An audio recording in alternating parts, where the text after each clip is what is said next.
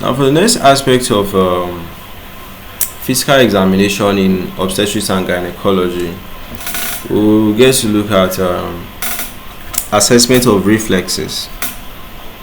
Assessment of reflexes. Assessment of reflexes in obstetrics and gynecology. So to access reflexes, you can see different places where they access reflex.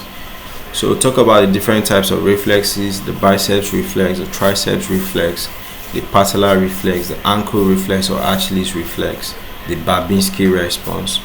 Now we'll talk about all of them, and you actually want to be asking, why is this actually important in women that are pregnant?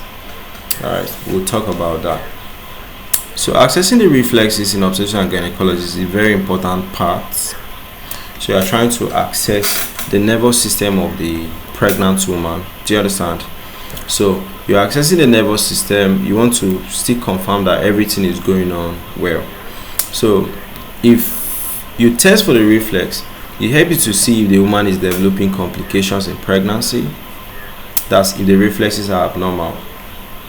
It helps you, to know if she's having some magnesium sulfate toxicity or there's some nervous system issues in the baby. Okay. So reflex assessment in pregnant women, we have the deep tendon reflex, where you pick up the biceps, the triceps. This should be the biceps. Okay, this should be the triceps. The patellar. Okay, then the Achilles. This is the patellar. Okay, this is the Achilles. Do you understand? So I think this should be the Babinski response. So everything is here. So you monitor neurological status, especially in conditions like preeclampsia or during magnesium sulfate therapy.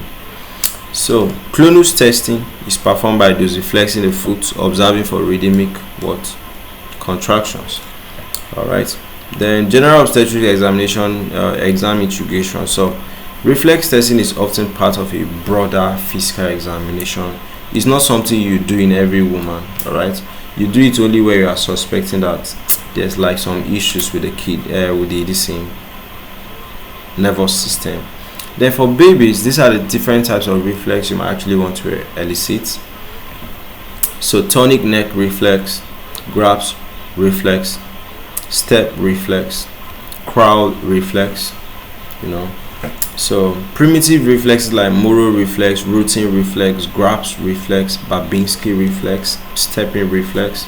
We can pause to observe this. Okay, observe these pictures. So reflex should always be bilateral. So the two structures, if they have two structures, if you identify the one on the left, identify the one on the right too. Okay. So why this reflex matter is they help to monitor for any complications. Okay, drug toxicity, issues with the nerves, hypertensive issues. So neonatal reflex will help you to now know that the baby is developing properly or not, if the baby is having some nerve issues or not. Okay, so that's what we have here for these reflexes in obstetrics and gynecology.